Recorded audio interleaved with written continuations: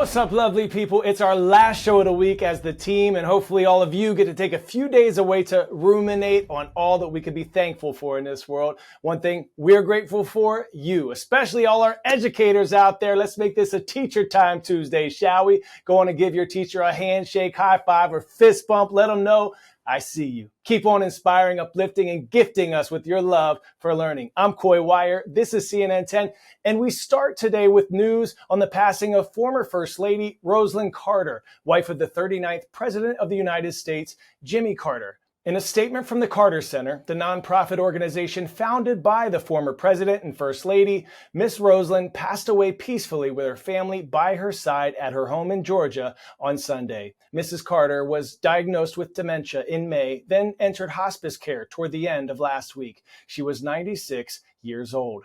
Rosalynn and Jimmy Carter were married for more than 77 years, longer than any couple to have taken up residence at the White House. President Carter served as a single-term president from 1977 to 1981, but the couple was very active in their post-White House years. Rosalynn played an instrumental role for their humanitarian work by establishing the Carter Center and being an advocate for affordable housing while working alongside Habitat for Humanity for more than 30 years. Rosalynn was her husband's heart and soul. The former president said in a statement, "Rosalynn was my equal partner in everything I ever accomplished. She gave me wise guidance and encouragement when I needed it. As long as Rosalynn was in the world, I always knew somebody loved and supported me." Ceremonies for the former First Lady are slated to take place next week. More now on Rosalynn Carter's legacy and reaction from President Joe Biden and First Lady Joe Biden.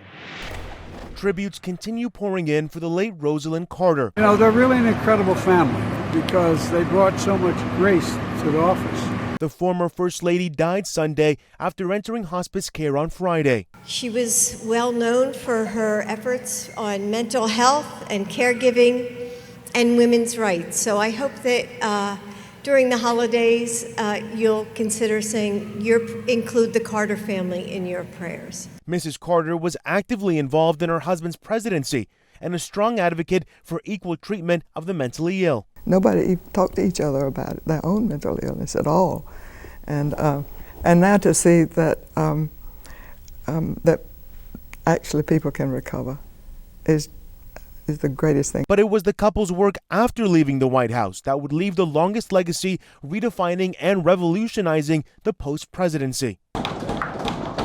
In 1981, they spearheaded a new challenge, joining with Habitat for Humanity, building houses for the poor. A year later, they established the Carter Center, a foundation devoted to promoting human rights, resolving conflicts, and eradicating diseases.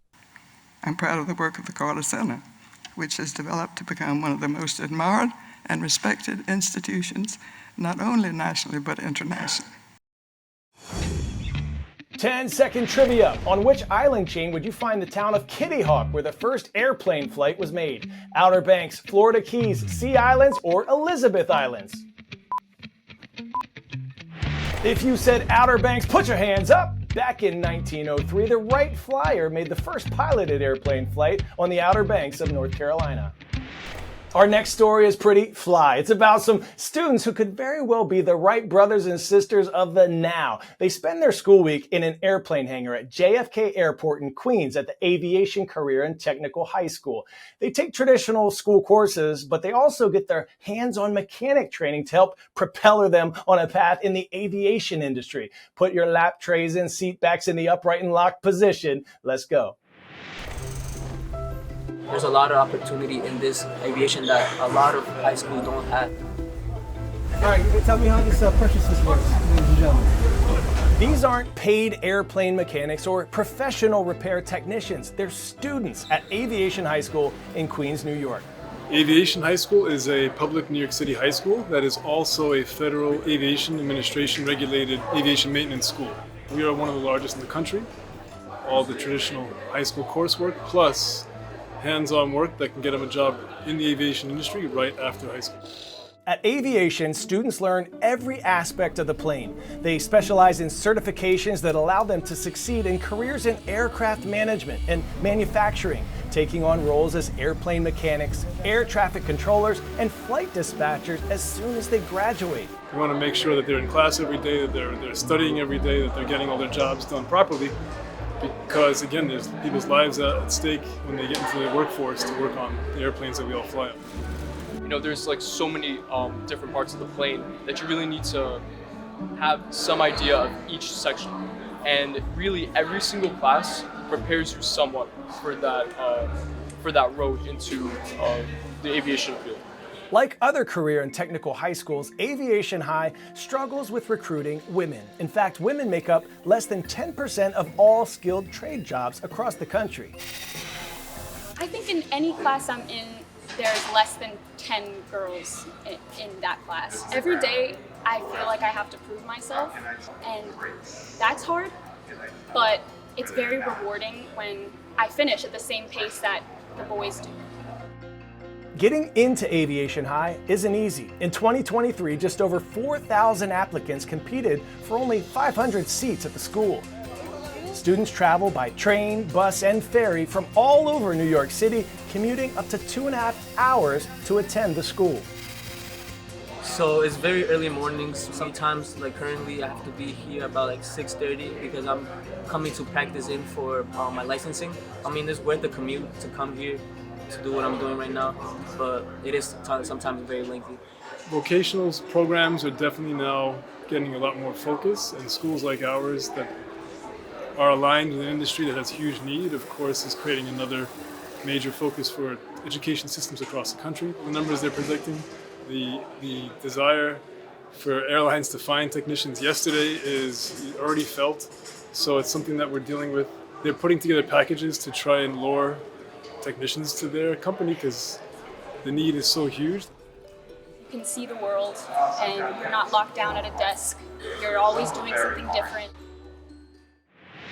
All right, all you turkeys, we are headed right into the middle and maybe the madness of Thanksgiving week, specifically when it comes to travel. This is expected to be the busiest our roadways and airways have been in years. On top of that, we're also looking down the eye of some serious storms. Old Mother Nature will be making herself felt in full force with rain, snow, and severe storms set to impact large portions of the U.S. Our inimitable and magnificent meteorologist, Allison Chinchar, is here to break it all down.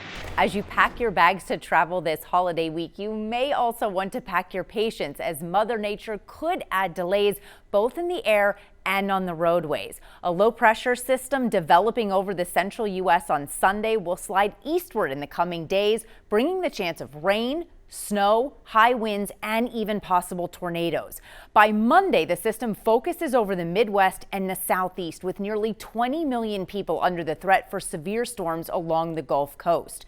Tuesday is when the real problems begin, especially if you have flights in or out of the main connecting airports in the eastern half of the country, including New York, D.C., Charlotte, Atlanta, and Chicago. As for the roadways, rain will lead to soggy conditions at times for interstates 95, 85, 75, 40, and 70. There will also be a rain-snow mix for the upper Midwest and interior New England.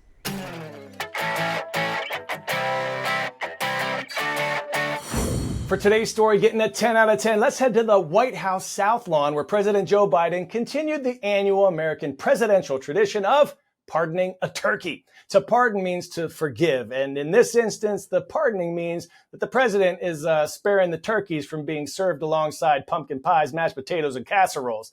The pardoning of a turkey is one of the traditional White House Thanksgiving festivities, marking an opportunity to give thanks as the holiday season begins. After their pardoning, this year's turkeys, Liberty and Belle, will be relocated to a farm to gobble and play for the rest of their days.